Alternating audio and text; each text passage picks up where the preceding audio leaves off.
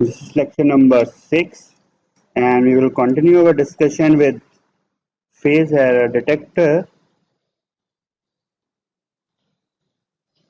This title is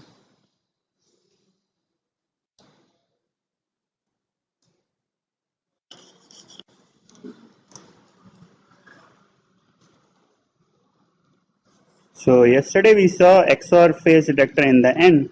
And do you have any questions regarding it? Detector. And the last one which we consider was exclusive XOR gate based PD. Okay, this is what we saw in the last. So here we saw that this is a digital gate, and this is not like an analog. This is not an analog block, not like, but R and V and VPD, the output of this, and the characteristics of this phase error detector were linear in the range 0 to pi.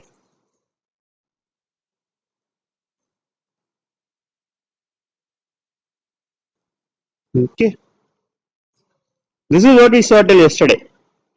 So I have this VPD average, and this is C error, and we also saw that basically it has, in a locked state, it will lock at a phase error of pi by 2, and the harmonics at the output of the resultant waveform will be twice the input clock frequency. Okay, so let me just go a little bit more in this input and output characteristics. So let's say I have, so what I will just point out what is the problem with this kind of phase error detector. So far this is the only phase error detector till now which has given us a linear input to output characteristics. So this is R, and for a given phase error, let's say some delta phi, I have. So we have seen that VPD for this particular phase offset should be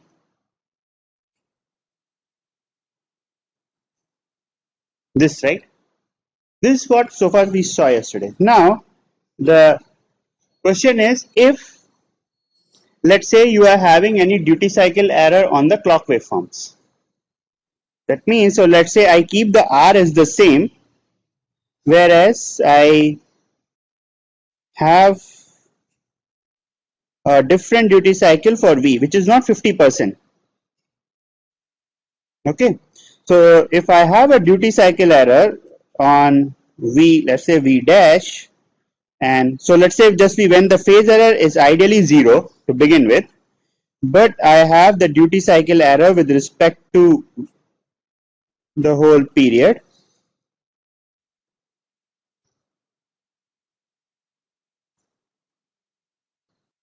Okay, so this is T of H and this is T of L, and this whole time period is T. Okay, so right now the phase error is 0, but you have a duty cycle error in the clock waveforms. So what is the resultant VPD if I just say that? So let me just plot the VPD waveform, which will be something as like this. Okay, so even when the input phase error between the two clocks are 0, because of the duty cycle error in one of the waveforms, you will have a non-zero phase error. Now how does this translate? So let me just say, let's say this area or this region, I am just pointing it as something as A1. So if I have actually in reality, if I have some phase error, then let's say this is the input waveform, Okay, so now this one is V double dash, and I have two. Okay, so this one, let's say, is area as A2, and this is a not area, or you can say area, or basically it is delta t time. So till the time my phase error is actually less than A1, my output will still be the same. Did you get that? So initially, when we didn't have any phase error, we got a A1 as a phase error output. But when we have actual phase error, because there is a duty cycle error in the system, because of that duty cycle error, you are having the same phase error. So the output of with output corresponding to VPD dash, I'm just writing as VP double D dash, is this, right? So if I ask you what can you expect if I have a certain duty cycle error, so let me just say, just a minute, what happened? Oh, yeah. So what can you expect will happen when the phase error is zero in case of when you have any duty cycle error? What should be the output? Pardon? Yeah.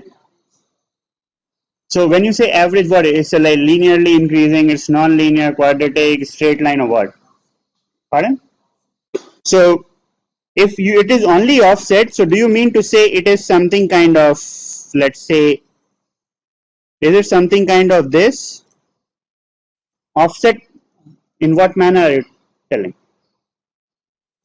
So okay, so let me, okay, nonlinear has many different things. So let me just say, when you had no zero, when you had a zero phase error, so let me just write it in words.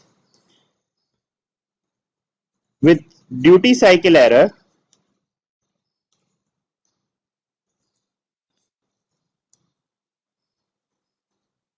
right?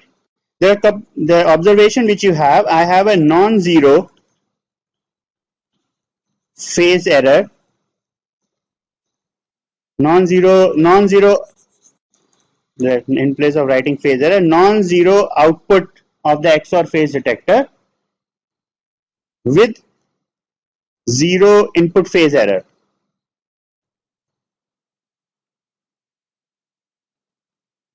right? That's clear. So we are just talking for the XOR phase detector that when you are having a duty cycle error, what is the output of the XOR phase detector? Now, the second observation is that even with non-zero input phase error,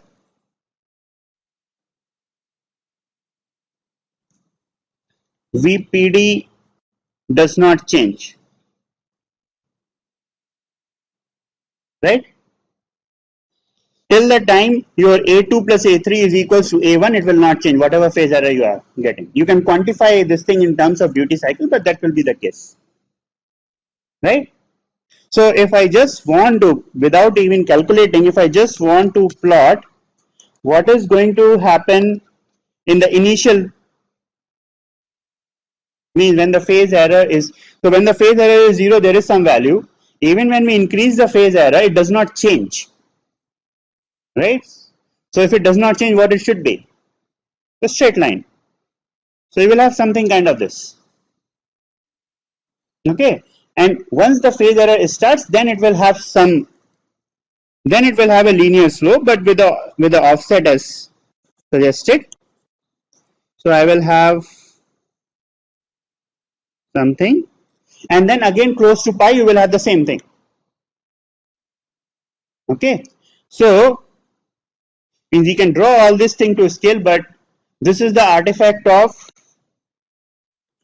duty cycle error. So the phase error detector, basically the linear range of the phase error detector reduces. Okay, but it still behaves as a linear. within the range it operates. Within the range where means it's not any non-linear thing within that one particular given range. So if you can correct the duty cycle of the waveform, you will be able to get a full, you can exploit the full linear range of minus pi by 2 to plus pi by 2 or 0 to pi here. Okay. Do you have any questions on this? So you can quantify all these things while writing. So I will not write. I think this might be something come as an assignment.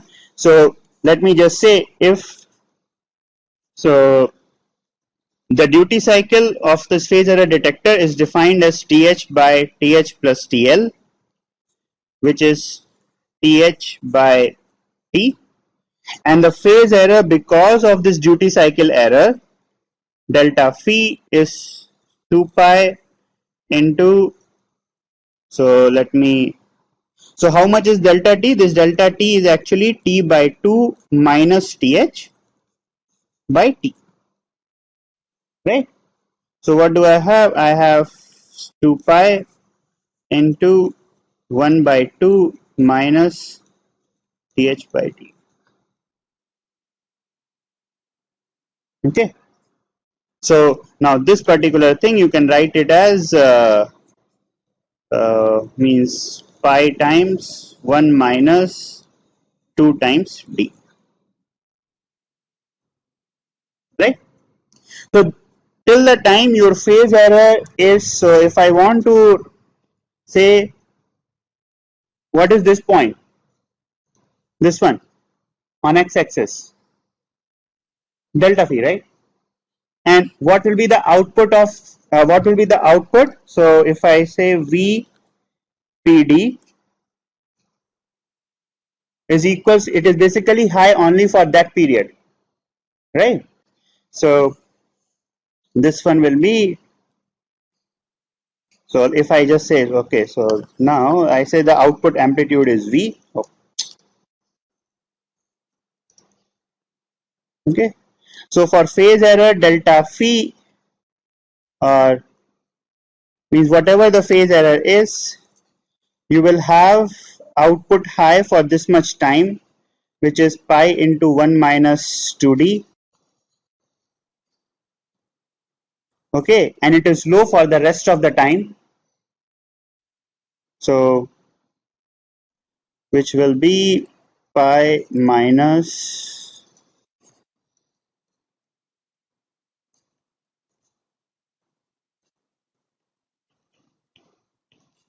I'm just writing so that it becomes a bit clear.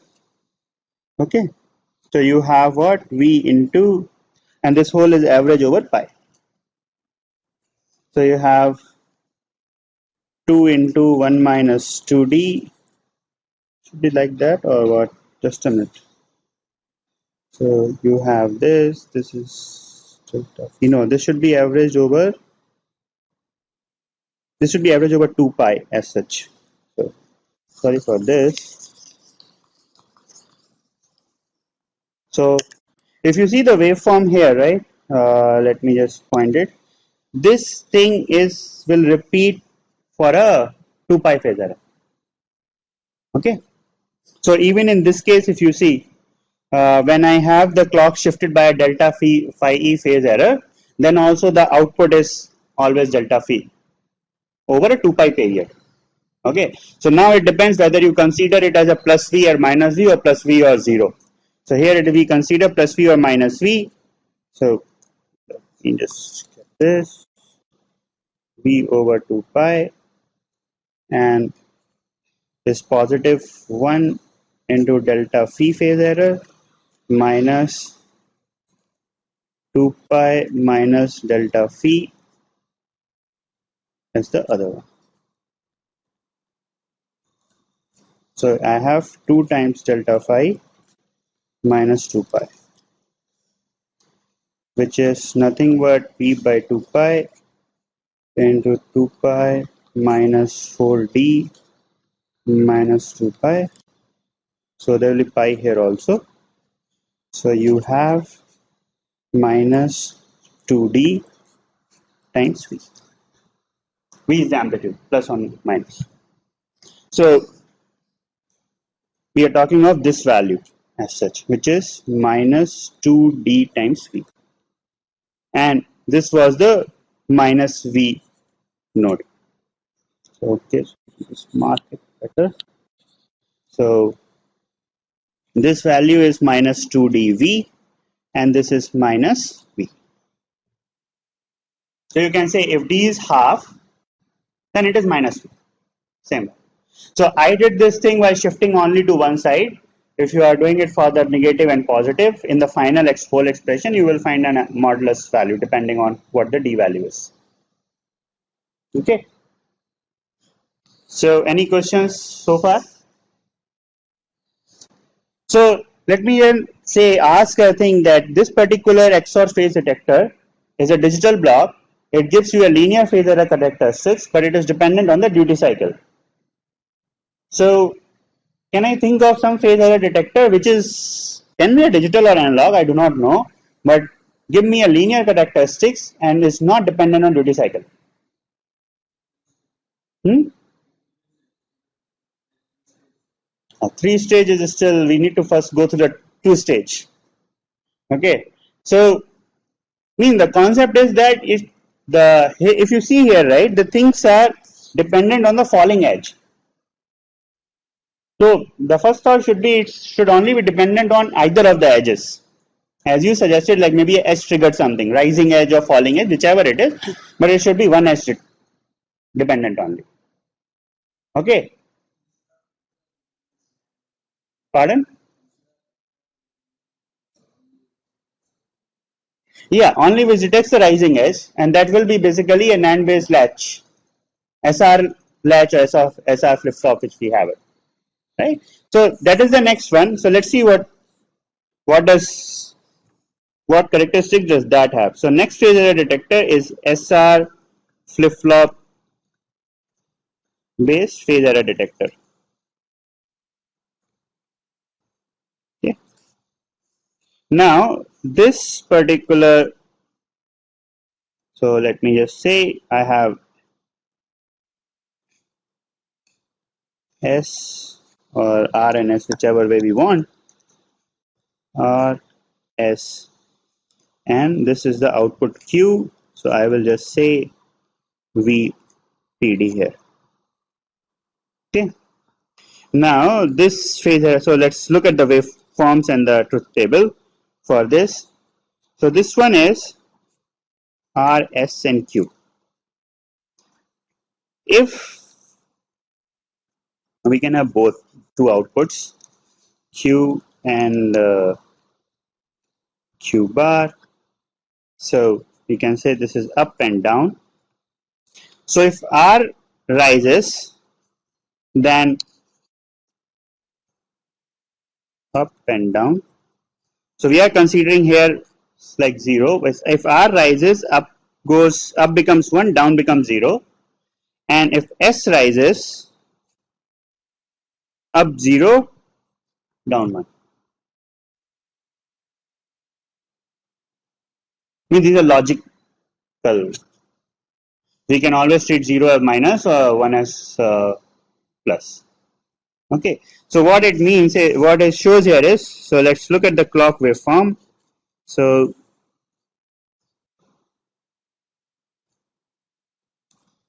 we'll plot here only the one. Let's say this is R and this one is S. Why is it too small here? So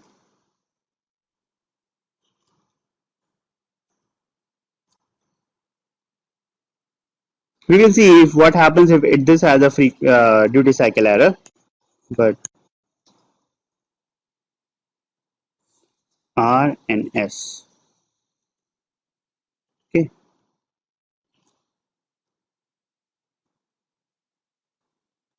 So up and down.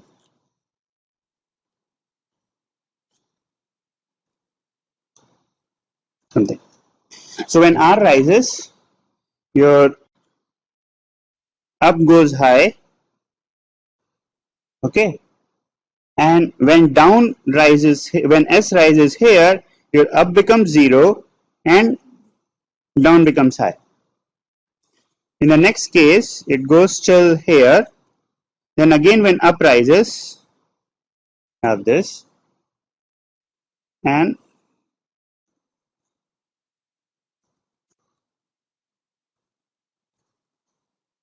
okay.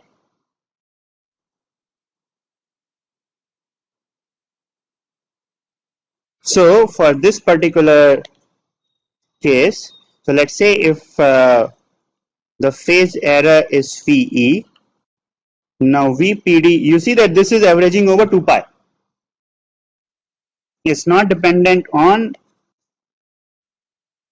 transitions.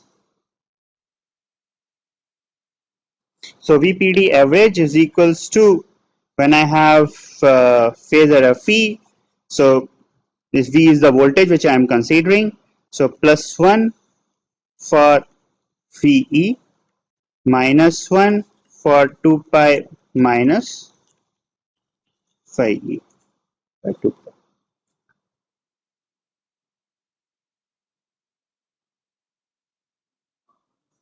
Pardon? Yeah, this is average of VPD is up minus down. So let me just write that out to here. So there are two signals. VPD average is up minus. Huh? Yeah, in this case. But this is like either. So let me just say you are getting a complement. You can say I can always put an inverter and get the complement. So either you get both. So okay, this is again interesting thing. So let me say uh, this side thing. So let me just write it here. So let's say I'm having an up signal coming at time instant t equals to 0, like this, right? So if I want a complementary signal, what will I do? I will use the up signal, use an inverter and get a down signal. Okay. So if I want to plot the down signal here, where should the rising edge? So let me just mark it here. Where should the rising edge come for the down signal? So okay, this is again. So let's say this is your up signal. Where should the rising edge of the down signal come? Delayed by the inverter delay. That is right. So it will come somewhere here, right? Now, is this delay important to you? May or may not. I do not know. Means it's very much contextual thing. So it may not always be necessary to operate as a single-ended waveform and use an inverter or some other things to get it delayed to get a complementary signal. Just a single inverter you may not use it, means then you may use a transmission gate and an inverter. So I think this circuit you might be familiar, right?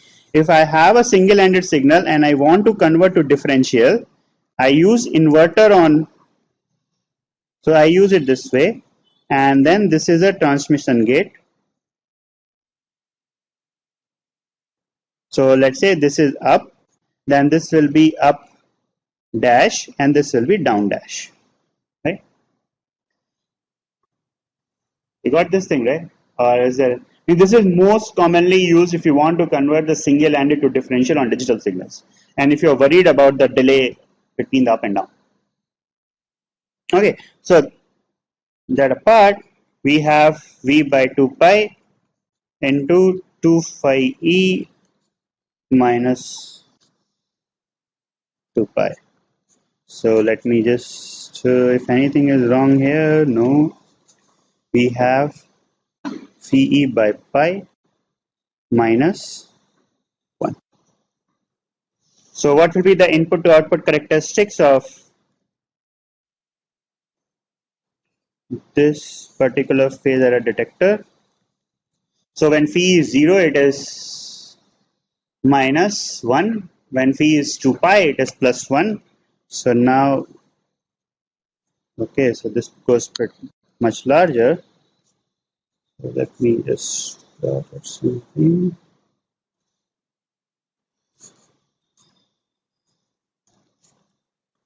VPD average minus V plus V pi to pi.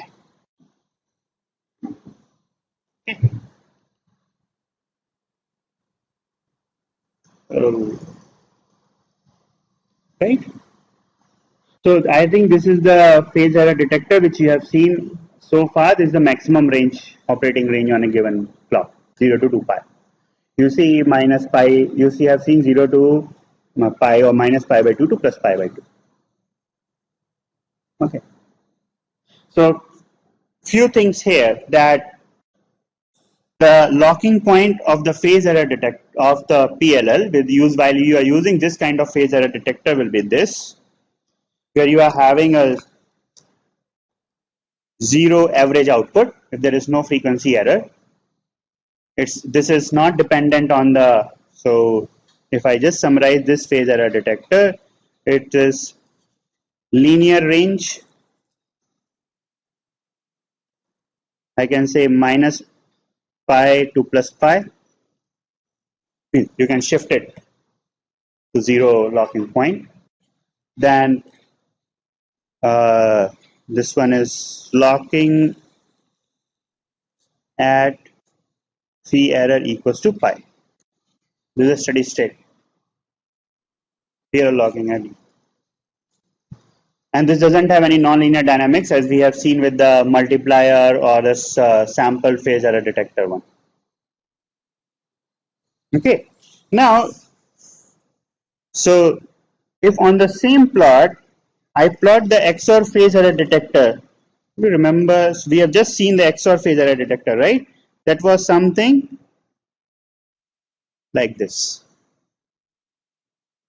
There the locking point was pi by 2. Senior. Okay. So okay. So now if I, this is the last thing which we touched yesterday. So if the locking of the SR flip-flop phase error detector is pi, that means if my, let's consider the R is the same. Okay. So I just want to plot S in a locked condition. So S in a locked condition will be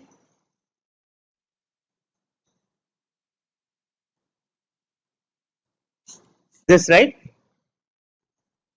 S dash. And so what will be the up and down? Up and down will be, so let me, I just want to plot it here so that you can see the difference. So up and down will be, this will be up,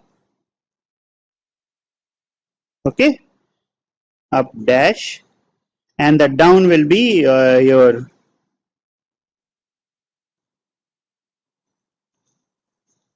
this signal, okay. So the VPD, the output signal, now use another color here. The output signal up minus down, that is just subtraction of S dash minus, sorry, up dash minus down dash. Okay. So that up minus down dash, let me, where do I plot?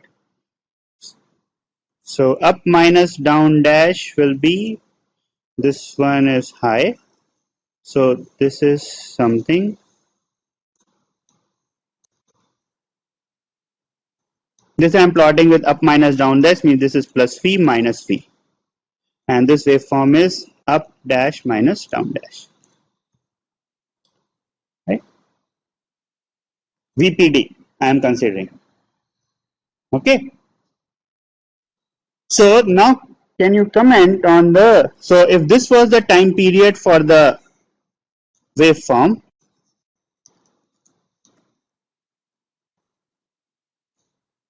okay, what is the frequency of the phase error output? Same as the period. So for the, if I plot the spectrum of, so spectrum of this, so let me just say it, this is a means Fourier spectrum of your VPD mod. I'm just plotting the spectrum of that. So that will have the harmonics at f, or let me just say this is 1 by t, 2 by t, etc. Right? Whereas for the XOR phase error detector, we have seen that that locks to a phase error of pi by 2. So for that, the first harmonic is, so if we are considering only the third harmonic, which it will be for a rectangular one, first and the third, first, third, fifth.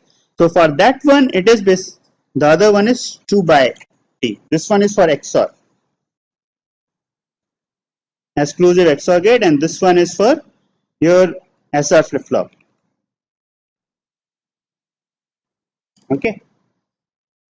Why is it important is that whatever, so we are we are taking the phase error information, converting into a voltage information, and that voltage information is processed in the loop.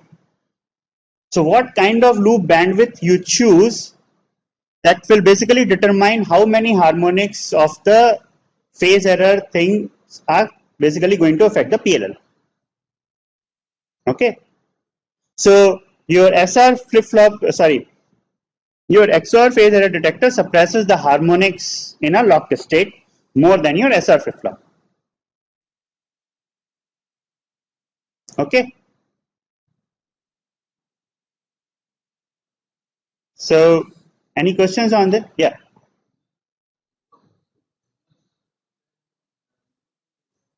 No?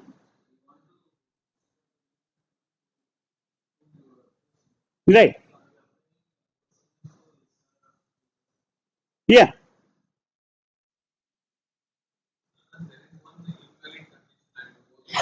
Yeah, there is one invalid condition and you will do something to take that invalid condition off.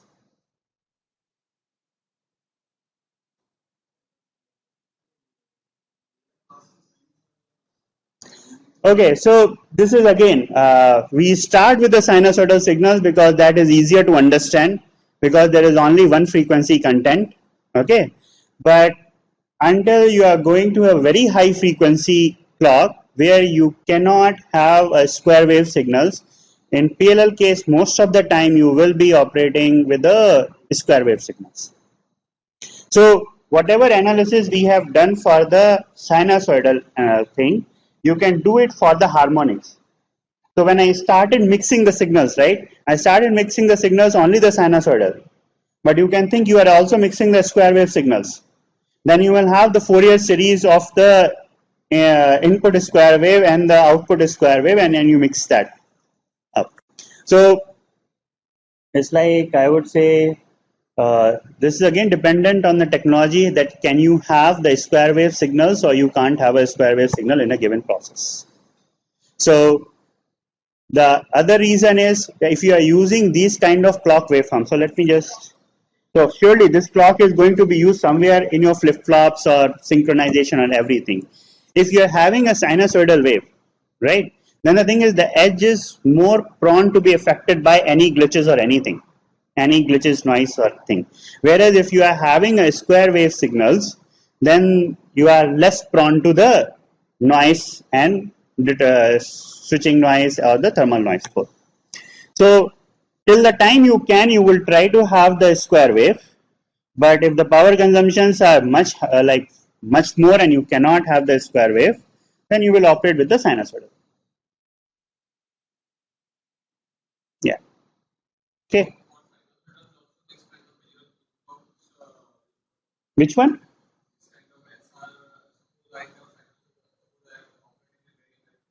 Hmm.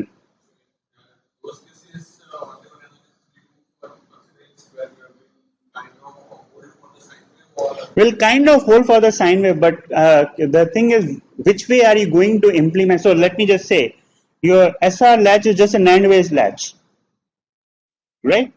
And you think of NAND based latch as a CMOS NAND gate, and you do all the square wave analysis.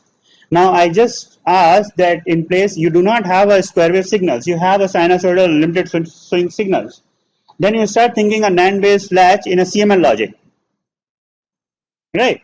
So it will still hold the operation, but what will be the margins where it hold, that depends on the circuit implementation. So many of the circuits which work as a CMOS logic pretty well at a lower frequency, you will not be able to operate them at a high frequency at all. You have to move to the CML logic. And the other thing is, let's say we are using this clocked any clock. So it's not always necessary that your clock should always be have a like a square wave. You can operate with this sinusoidal clock also. Okay. So have you heard of this strong arm latch or something? Sense amplifier based flip flop? You heard or no? Okay, so let me just give you an example that it's not always necessary that you need to have a square wave clock. You can still operate with a sinusoidal. So let me just say you have seen a D flip flop, right? Nothing but D, Q, and clock. So what does it do? So let me just say here I have an input. This is the clock, and Q is the output. Okay. What it ideally means is that whatever the input is, so let's say this is the input, and if I get a clock at any, so let's say this is the rising edge of the clock. Okay, so whatever value existed before, just before the rising edge of the clock, that value will be passed to the output. This is a digital flip flop. I'm not considering you can implement using a logic gate, so you can implement using the CMOS, like purely CMOS logic. But if I start saying that my this clock is no more a square wave clock, my this clock is sinusoidal clock. Okay. Now, do you think will the flip flop still operate? Can I have a flip flop which still does the same function? Which still does the same function means it is still, so now you have to define that what threshold I am considering for the clock. How much value means what is the value it will, so if my input changes here, it can take this, but if my input changes very close to the, so let's say if my input changes here, then my sinusoidal flop cannot give the output, he cannot follow the ideal flip flop output. Okay, so then for all these flip flops, I think you will see a setup time, hold time conditions and coming in, and you can still operate them with the sinusoidal. Okay, so let me, okay, so in this particular SR based flip flop, one thing you see that in all these flip flops which we have seen, even when the phase error was positive, you are having a negative output. It's linear in the range, but it is having a negative, means all these things go. So for the phase error detector of this, you have some waveform like here, means if you shift the clock for the XOR phase error detector, but you see that the phase error is changing both positive and negative. Even when means the phase error, actual phase error is still positive, but the output is negative and positive both. That's the thing which we are having.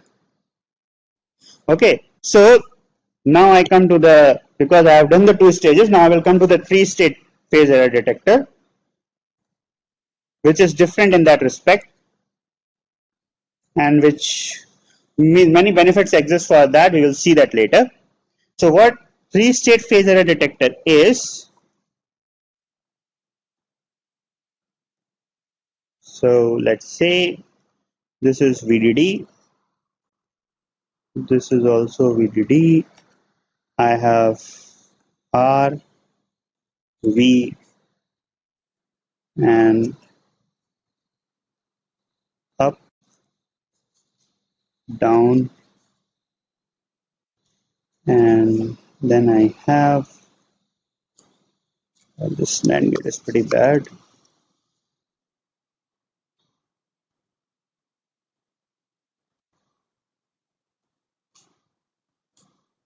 And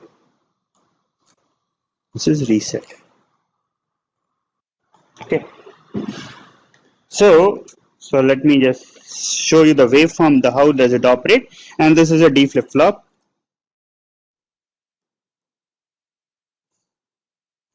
As such.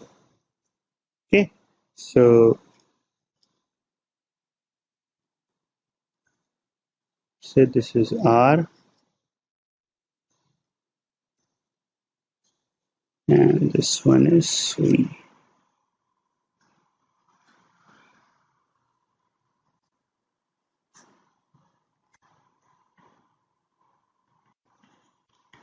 Okay, so when R goes high, D is already pulled to 1 in both the cases. Okay, when R goes high, your up signal goes high. Okay, now when your V goes high, your down signal goes high, but up, because up was already high, it resets both up and down to 0. Okay, so if I want to say, let me just, now this is little bit, so let's say here your down goes high, but suddenly it will reset. So let me just plot it. I mean, this is ideally this is just a shot in the voltage, that the voltage goes high and then suddenly it goes to 0. But nothing can happen momentarily in real circuit. So there will be some delta t time, and your down goes high. And this is the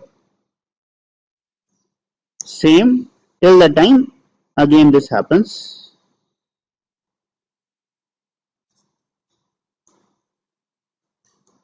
Okay, this is a 3-state phase detector. Now let's see what is the output, average output. VPD average, this whole is a phase error detector, is average of up minus down.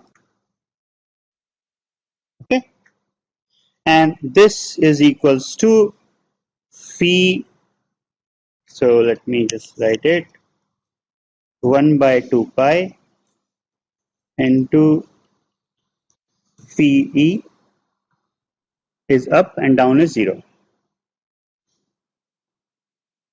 Okay, now I can again consider plus minus 1 and those things will come. But here I am just showing that,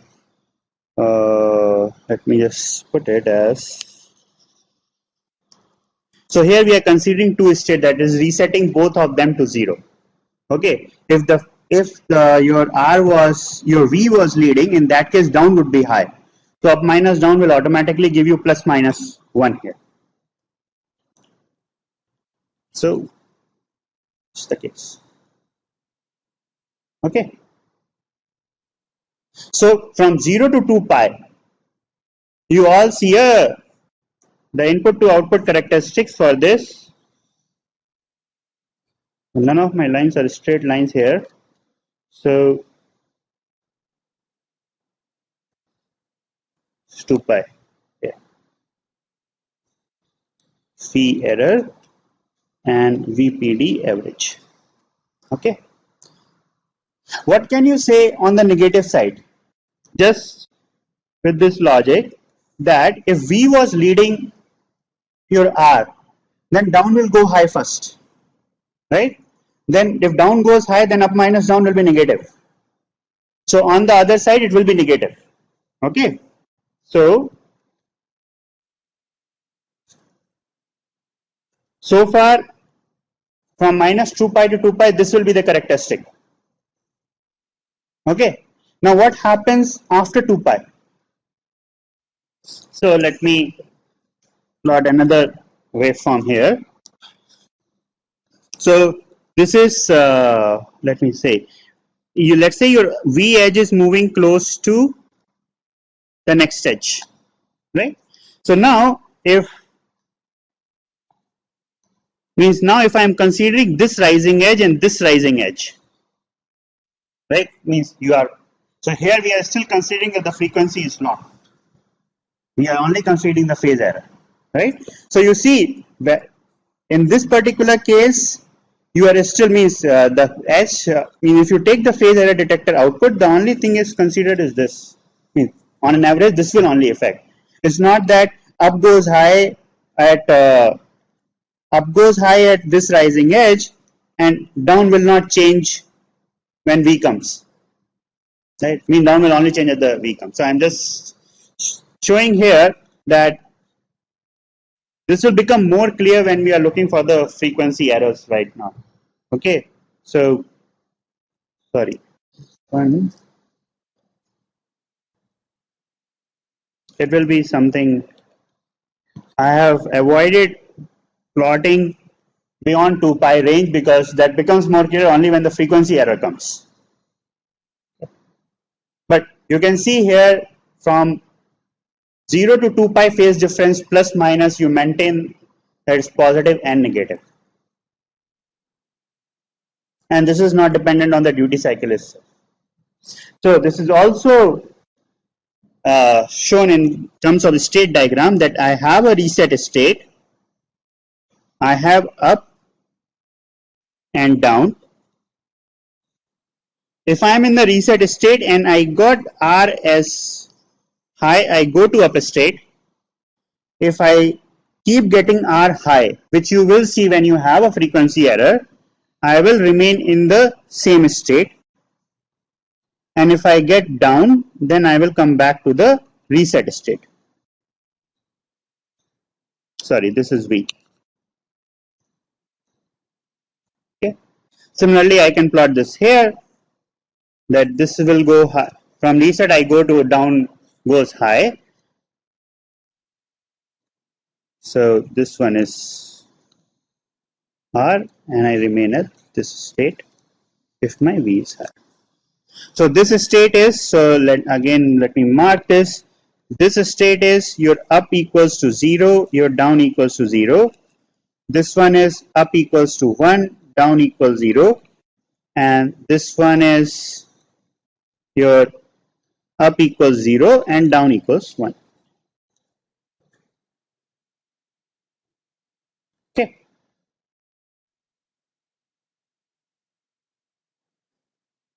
So this is another digital phase error detector, and we will look into more detail of this, what reset signal should be.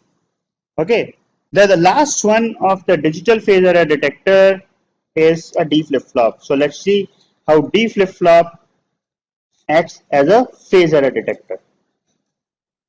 Yeah. Pardon?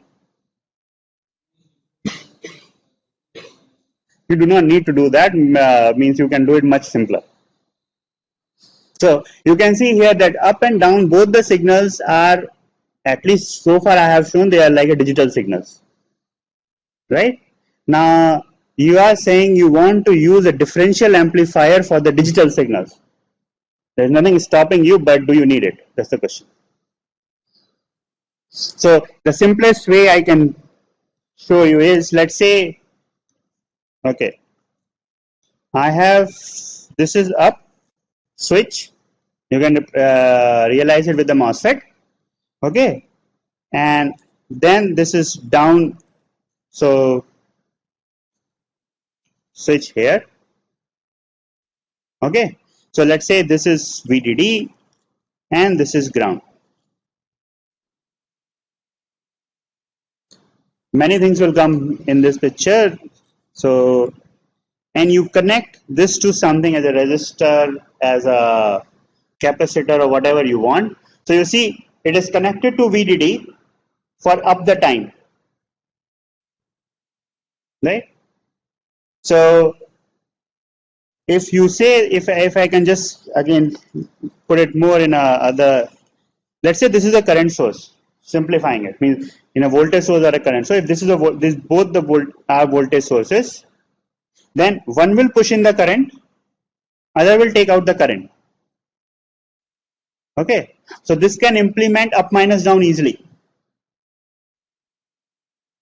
So this is the way which leads to you the next block in the PLL. How do you apply up minus down? You can do it with a differential amplifier, but that's no need kind of thing here at least.